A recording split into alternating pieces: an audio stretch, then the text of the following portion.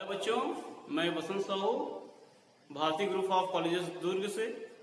Okay, और आज हम पढ़ेंगे D.Ed सेकेंड ईयर के लिए, है ना, जिसका टॉपिक है कि दशमलव के रूप में जो भिन्न संख्या होती है उसके बारे में हम चर्चा करेंगे। ओके, मतलब जो भिन्न संख्या होती है ना, उसको हम दशमलव के रूप में कैसे व्यक्त करते हैं, और दशमलव के रूप में व्यक्त करने के बाद हम जो चार जो संक्रियाएं होती है, मतलब जो जोड़ना, घटाना, गुणा, भाग इत्यादि जो संक्रियाएं होती है, उसको हम दशमलव के रूप में कैसे व्यक्त करेंगे। ठीक है, हम उसको कैसे हल करेंगे, दशमलव जो संख्या रहेगा उसको हम किस प्रकार से व्यक्त करेंगे। ठीक, इसके बारे में हम आज चर्चा करेंगे। ओके, तो क्योंकि सामान्यतः क्या होता है, जो छात्र हैं उनको पूर्ण संख्या है या पूर्णांक संख्या है उसको हल करने में, है ना, बहुत ही आसानी हो जाती है। मतलब जो पूर्ण संख्या होता है या पूर्णांक होती है, इस प्रकार के जो भी सवाल बच्चों को हम जब देते हैं तो वो उसको आसानी से हल कर लेते हैं। लेकिन वहीं पर जब हम बच्चों को क्या करते हैं, जब दशमलव के रूप में देते हैं, कोई भी जो संख्या है उसको दशमलव भिन्न के रूप में देते हैं, तो वो वहां पर क्या होता है, कठिनाइयों का वो महसूस करता है। ठीक है, मतलब वो जो बच्चे हैं वो दशमलव रूप को, जो भी दशमलव संख्या दिया जाता है उसको समझ नहीं पाता है कि हम उसको किस प्रकार से हल करें। ठीक है, कुछ बच्चे जैसे कि हम देखेंगे कि 36.4, ठीक है, 36.4 है, एक भिन्न संख्या है। ठीक है, दशमलव रूप में है, लेकिन तो ये जो संख्या है इसको बच्चे कैसे हल करेंगे। ठीक, तो कुछ जो बच्चे हैं उसको कैसे समझेंगे, जो 36 है उसको अलग समझते हैं, है ना, और जो ये जो 4 है उसको अलग समझते हैं। ठीक, मतलब वो दोनों जो संख्या है उसको अलग अलग मान के चलते हैं और उसको उसी तरीके से वो हल करता है। ठीक है, जैसे मैं यही कहता हूं कि 36.4 में आप 24.2 को घटाइए। ठीक, तो बच्चे क्या करेंगे, यहाँ पर बहुत सारे इसको गलती करेंगे। कुछ जो बच्चे हैं वो 36 में पहले 24 को घटाएंगे, है ना, और इसी तरह से 4 में से 2 को घटाएंगे। ठीक, कुछ बच्चे उसको इस प्रकार से हल करते हैं, और क्योंकि ये जो संख्या है वो सही तो है, कुछ हद तक ये भी सही है, लेकिन कुछ जो बच्चे हैं वो क्या करते हैं, जो दशमलव है उसको नगण्य मान के चलते हैं, मतलब उसको निगलेक्ट कर देते हैं। यानी कि जो कुछ बच्चे क्या है, इसको किस रूप में देखेंगे कि 364 पढ़ेंगे, इसको 36.4 क्या पढ़ेंगे, 364 पढ़ेंगे, और वहीं पे जो 24.2 है उसको कैसे पढ़ेंगे कि 242, इस रूप में वो पढ़ते हैं और इसको घटा देंगे। ठीक, तो इस तरह से जो बच्चे हैं वो बहुत सारी गलतियां करते हैं, चाहे जोड़ने में हो, चाहे घटाने में हो, चाहे गुणा में हो, चाहे वो भाग की संक्रिया में हो। ठीक है, तो आइए हम देखेंगे कि दशमलव के रूप में जो भिन्न रहता है उसको हम कैसे हल करेंगे। ठीक, और इस अध्याय को पढ़ाने का हमारा उद्देश्य क्या है कि इस अध्याय को पढ़ने के बाद जो बच्चे हैं वो दशमलव पद्धति के बारे में अच्छे से समझ सकते हैं, है ना, और वो इसमें इकाई, दहाई या समय जो भाग है उसके बारे में वो आसानी से समझ सकते हैं, और इस प्रकार से वो अपने मूल्यांकन को कर सकते हैं। ठीक है, और साथ ही साथ क्या करता है, जो विभिन्न प्रकार की जो क्रियाएं होती है उसमें आने वाली जो समस्याएं हैं उसके बारे में वो अच्छे से अध्ययन करेंगे और उसका समस्या का निवारण कर सकते हैं। ठीक है, तो ये है दशमलव भिन्न के पढ़ाने के उद्देश्य। ठीक, अब हमारे सामने एक प्रश्न उठता है कि सामान्यतः जो बच्चे हैं वो दशमलव भिन्न, जो बच्चे हैं उसके लिए जो दशमलव भिन्न है वो मुश्किल क्यों होता है। ठीक है, मुश्किल क्यों होता है, जैसे कि अभी हम बताए हैं कि जो बच्चे हैं वो पूर्णांक संख्या को आसानी से हल कर लेते हैं, पूर्णांक संख्या को आसानी से हल कर देता है, लेकिन जो दशमलव संख्या है, दशमलव भिन्न है, उसको वो आसानी से हल नहीं कर सकता है। ठीक, क्यों नहीं कर सकता है, क्योंकि बच्चों को पूर्व क्लास में दशमलव के बारे में अच्छे से या पहले से उसको बताया नहीं गया होता है, या फिर उनको सिर्फ भिन्न के बारे में ही बताया जाता है। ठीक है। तो एक कारण तो ये हो गया। दूसरा कारण, बच्चों को स्थानीय मान समझ में नहीं आता है। स्थानीय मान को पता ही नहीं रहता है कि हम क्योंकि दशमलव संख्या है जो दशमलव भिन्न होता है, उसमें एक फायदा यह है कि किसी भी छोटे से छोटी जो राशि है, यानी कि एक से भी छोटी जो राशि है, उसको हम दशमलव के रूप में व्यक्त कर सकते हैं। ठीक है। तो इस प्रकार से जो इसके बारे में बच्चों को मालूम नहीं होता है। ठीक। और दूसरी चीज क्या है कि बच्चों को स्थानीय मान मालूम नहीं होता है, और इसके अलावा इकाई, दहाई, सैकड़ा, हजार, उसमें दशमलव में हम कैसे मानेंगे। ठीक। कौन से 10वें भाग है, कौन से 100वें भाग है, कौन से दूसरे भाग है, इस बारे में उनको भी पता नहीं रहता है। ठीक। इसलिए वे गलतियां करते हैं। ओके। तो आइए हम देखते हैं कि दशमलव भिन्न को हम सबसे पहले उसके बारे में जोड़ के बारे में देखेंगे कि दशमलव भिन्न को हम कैसे जोड़ेंगे। ओके। तो 5वीं क्लास के बच्चों को अगर मैं यह कहता हूं कि 0.23 में या 0.26 में 0.03 को जोड़े जाते हैं। ठीक। यानी कि 0.26 में आप 0.03 को जोड़िए। ठीक। अब इसको हम कैसे जोड़ेंगे, बच्चों को ये कैसे बताएंगे आसानी से कि इसको इस प्रकार से जोड़ा जाएगा। ठीक। तो जैसे कि हम आपको बताए हैं पहले कि कुछ जो बच्चे हैं वो दशमलव को क्या करते हैं, निगलेक्ट कर देंगे। ठीक। यानी कि उसको अनदेखा करते हैं। तो कैसे उसको जोड़ेगा, इस प्रकार से जोड़ते हैं उसको, इस प्रकार से उसको जोड़ता है। ठीक है। और इसी प्रकार से उसको घटाता भी है।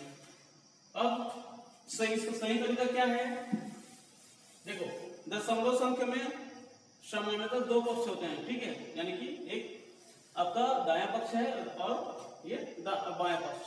ठीक। इसको हम बोलेंगे राइट हैंड साइड और ये है लेफ्ट हैंड साइड। ठीक। तो क्या करेंगे हम, दशमलव को पढ़ाते समय या दशमलव संख्या को हल करते समय शुरुआत कहां से करेंगे, राइट हैंड साइड से। ठीक। यानी कि दाएं पक्ष से शुरुआत करते हैं। तो देखो 6 और 3 जोड़, क्योंकि हम यहाँ पर जोड़ रहे हैं, 6 और 3 कितना हुआ, 9। ठीक। अब यहाँ पर कोई हासिल तो नहीं आया है, कोई कैरी तो नहीं आया है। ठीक। तो हम यहाँ पर कुछ नहीं करेंगे। इसी प्रकार से 2 और 0 को जोड़ेंगे तो क्या आएगा, 2 आता है। ओके। अब यहाँ पर गलती करते हैं बच्चे, सामान्यतः यहाँ पर गलती करते हैं। देखो दशमलव यहाँ भी है, यहाँ भी दशमलव है, तो हम क्या करेंगे, दशमलव का दशमलव यहाँ पर उतार लेंगे। ठीक। अब इसके लेफ्ट हैंड साइड देखो क्या है, 0 + 0 क्या होगा, 0 ही होगा। ठीक। इस प्रकार से हम किसी भी भिन्न संख्या को जोड़ सकते हैं। ठीक। ये तो हो गया छोटा संख्या। लेकिन यदि यहीं पे बड़े संख्या को देते हैं, यदि यहीं पे बड़े संख्या दे दिया जाए, यानी कि 0.82 में आप 0.34 को जोड़िए। ठीक। तो कैसे जोड़ेंगे, अब यहाँ पर बच्चे मुश्किल महसूस करते हैं। ठीक। तो यहाँ पर भी वही मेथड रहेगा, वही विधि रहेगा यहाँ पर भी। तो 4 और 2 कितना होगा, 6। ठीक। लेकिन 8 और 3 को जोड़ते हैं तो क्या होता है, 11 होता है। अब क्योंकि यहाँ पर दशमलव है तो यही फिर से गलती करेंगे बच्चे। जब यहाँ पर 8 और 3 को जोड़ेंगे तो 11 है, तो बच्चे क्या करेंगे, यहाँ पर 11 का 11 ही यहाँ पर लिख देते हैं। ठीक है। उसके बाद जो दशमलव उसको यहाँ पर उतार लेंगे, फिर 0 + 0 0, इस प्रकार से लिखते हैं। ठीक। तो ये तरीका क्या है, गलत है। ओके। तो क्या करेंगे, सही तरीका क्या है आपका, 4 और 2 को जोड़ेंगे तो 6 आएगा। लेकिन 11 और 3 को जोड़ते हैं क्या आएगा, सॉरी 8 और 3 को जोड़ते हैं क्या आएगा, 11 आएगा। तो 11 का 1 उतार लेंगे, फिर हासिल कितना आएगा, 1 आया। 1 को हम यहाँ पर लिखेंगे दशमलव के उस पर, यानी कि लेफ्ट हैंड साइड में। ठीक। फिर बीच में क्या आएगा, दशमलव तो दशमलव पर नोट कर लेंगे। फिर 0 + 1 होगा, 0 + 1 कितना आएगा, 1। ठीक। तो ये होता है आपका सही तरीका जोड़ने का। ओके। इसी प्रकार से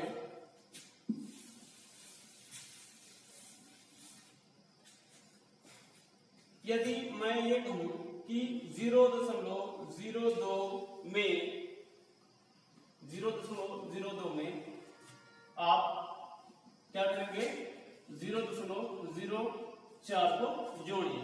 तो कैसे जोड़ेंगे इसके लिए एक तरीका तो वही होगा जैसे कि आपको बताया गया है। उसके बाद दूसरा तरीका क्या है, इसको हम पहले भिन्न रूप में लिखेंगे। भिन्न रूप में इसको कैसे लिखेंगे, देखो लिखने का भी ये तरीका रहता है कि दशमलव के बाद जितना अंक रहता है उतना ही वहां पर 0 नीचे आ जाएगा। जैसे कि हम देखो दशमलव के बाद 2 अंक है, 0 2 है, क्या होगा यहाँ पर हम इसको क्या लिखेंगे, कैसे लिखेंगे इसको, जैसे जैसे यहाँ पर दशमलव आगे बढ़ते जाएगा वैसे वैसे यहाँ पर नीचे 0 जुड़ता जाता है। मतलब दशमलव पर 2 अंक है तो यहाँ पर नीचे 2 अंक 2 शून्य आ जाएगा। ठीक, ऊपर में क्या है, यहाँ पर अंक में क्या है 0 तो लिख नहीं सकते, 0 भी लिख सकते, यहाँ पर क्या है तो 2। ठीक, तो 2/100 इसको हम लिख सकते हैं। ठीक, धन यहाँ पर भी वैसे है, दशमलव पर 2 अंक है, इसको हम क्या लिखेंगे 4/100। ठीक, मतलब कहने का मतलब ये है कि दशमलव के बाद जितना अंक रहता है उतना ही यहाँ पर शून्य होता है नीचे में। ओके, अब इसको हम आसानी से हल कर सकते हैं। यहाँ पर देखो इसका एलसीएम कितना आएगा 100। ठीक है, फिर यहाँ पर दोनों को जोड़ेंगे तो 2 धन 4 कितना है 6/100। ठीक, 6/100 यहाँ पर परिमेय संख्या में हमको मिल गया, लेकिन अब इसी परिमेय संख्या को हमको दशमलव फॉर्म में लाना है। दशमलव के रूप में लाना क्या लेंगे, तो जैसे जैसे शून्य हटते जाएगा वैसे वैसे यहाँ पर दशमलव लगते जाएगा। ठीक, तो एक दशमलव यहाँ पर मैं हटा देता हूं तो दशमलव कहां पर आएगा, एक अंक के पहले। ठीक, इसी प्रकार से दूसरा शून्य हटाता हूं तो दशमलव कहां पर आएगा, 2 अंक के पहले। 2 अंक मतलब यहाँ पर कुछ और नहीं 0 लिखेंगे तो ये दशमलव आएगा। ठीक, 2 शून्य हटा तो 2 अंक के पहले रहेगा। अब उसके बाद और कोई संख्या नहीं है तो यहाँ पर क्या लिखेंगे 0। तो इसका उत्तर क्या है, मतलब 6/100 को हम दशमलव रूप में कैसे लिखेंगे 0.06, इस रूप में हम इसको लिखते हैं। ठीक, तो यह एक आसान तरीका है जोड़ने का। इसी प्रकार से हम घटाने का भी कर सकते हैं, बिल्कुल इसी तरीके से। ठीक है, जहां जहां धन है उसकी जगह में ऋण कर देंगे तो ये घटाने की जो संख्या है उसमें भी आ जाता है। ओके, अब नेक्स्ट हम देखेंगे कि दशमलव भिन्न का गुणा किस प्रकार से किया जाता है। दशमलव भिन्नों का गुणा किस प्रकार किया जाता है। ठीक, या जैसे हम चित्र विधि से देखेंगे तो चित्र विधि में क्या होता है, दशमलव भिन्न को जोड़ने में यदि हमको कहा गया है कि 4.65 में 2.42 को घटाएंगे तो कैसे घटाएंगे हम, तो चित्र के सहायता से। ठीक, तो देखेंगे यहाँ पर एक यहाँ पर डायग्राम बनेगा। तो इकाई रहेगी, सैकड़ा जैसे होता है तो यहाँ पर आएगा आपको 1 यानी कि इकाई हो जाएगा। ठीक, फिर दूसरे बॉक्स में आपको आ जाएगा डेसिमल नंबर या डेसिमल पॉइंट। ओके, उसके बाद क्या आएगा आपका टेंस यानी कि दहाई।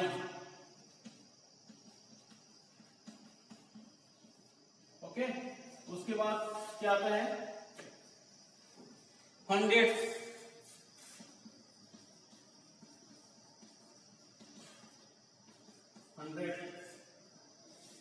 यानी कि सैकड़ा। ओके, अब इसको हम किस तरीका से लिखेंगे, यानी किसके आधार पर हम ये टेबल को बनाएंगे, तो किसके आधार पर बनाएंगे, जो हमको नंबर दिया जाता है उसके आधार पर हम उसको बनाते हैं। ठीक, जैसे कि यहाँ पर देखेंगे, क्योंकि आपको कहा गया है कि जो दशमलव नंबर होता है उसके 2 पक्ष होते हैं, एक राइट हैंड साइड होता है, एक लेफ्ट हैंड साइड होता है। ठीक, तो जो ये जो वंश है वो किसका है, लेफ्ट हैंड साइड का, क्योंकि एक ही अंक है तो उसका इकाई है। तो वंश में क्या है 4 है, तो यहाँ पर हम 4 बॉक्स बनाएंगे, 4 बॉक्स बनाएंगे।